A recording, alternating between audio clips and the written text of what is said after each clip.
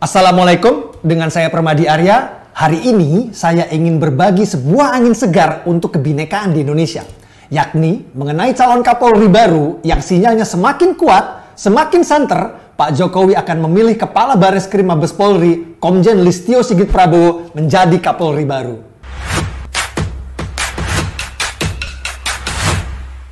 Apa keistimewaan Pak Kabar Reskrim Komjen Listio Sigit dibanding calon Kapolri lainnya? Dari segi prestasi, tentunya kelima calon Kapolri pastinya berprestasi semua. Namun yang istimewa dari Pak Kabar Reskrim ini adalah beliau berasal dari umat minoritas, yakni beragama Kristen. Jika Komjen Listio terpilih sebagai Kapolri, beliau akan menjadi Kapolri kedua dari umat Kristiani, yang mana Kapolri pertama beragama Kristen adalah Jenderal almarhum Widodo Budidarmo yang menjabat jadi Kapolri pada tahun 1974. Tahun 1974! Terakhir seorang jenderal non-muslim menjabat jadi Kapolri adalah 47 tahun yang lalu. Sudah lama sekali itu. Makanya menurut saya, apabila Komjen Listio terpilih sebagai Kapolri kedua dari umat non-muslim, ini akan menjadi momen spesial bagi kebinekaan bangsa ini. Yakni sebuah bukti bahwa seluruh anak bangsa, apapun agamanya, punya hak yang sama di negeri ini. Seperti kata Pak Menteri Agama Gus Yakut yang juga Panglima Banser, negeri ini merdeka bukan hanya karena jasa Islam saja. Negeri ini merdeka karena jasa seluruh agama. Berikut videonya. Indonesia ini tegak berdiri bukan hanya karena Islam.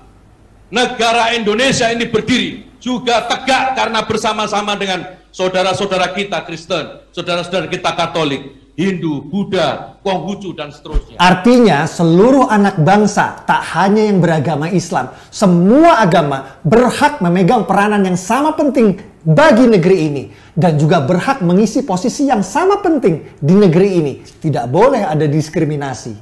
Kredit saya berikan untuk Pak Jokowi. Salut Pak.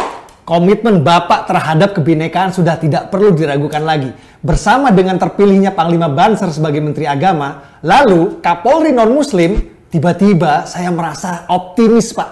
Indonesia bebas intoleransi mungkin bisa benar-benar terwujud. Amin.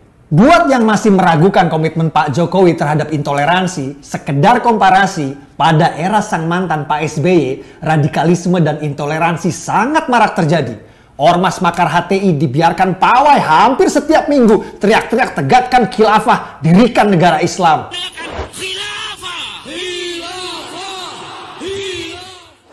Ormas radikal intoleran FPI dibiarkan sweeping obrak-abrik warung dan minimarket, udah kaya yang punya negara. Tapi itu semua berubah begitu Pak Jokowi jadi presiden tahun 2014. Negara Indonesia yang tadinya permisif, lemah terhadap ormas radikal intoleran menjadi tegas.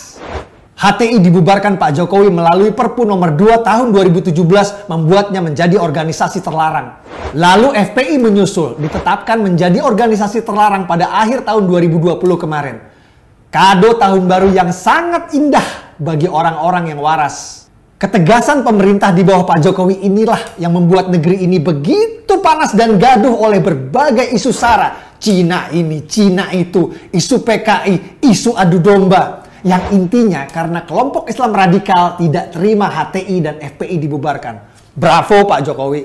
Jika Pak Kabar Reskrim Komjen Listio ini jadi menjabat Kapolri, saya pun yakin kelompok radikal intoleran akan kembali gaduh dan nyinyir, menggoreng agama beliau untuk menyerang Pak Jokowi dengan narasi rezim anti-Islam, pro non-Muslim, dan sebagainya dan sebagainya. Padahal terakhir non-Muslim jadi Kapolri itu 47 tahun yang lalu.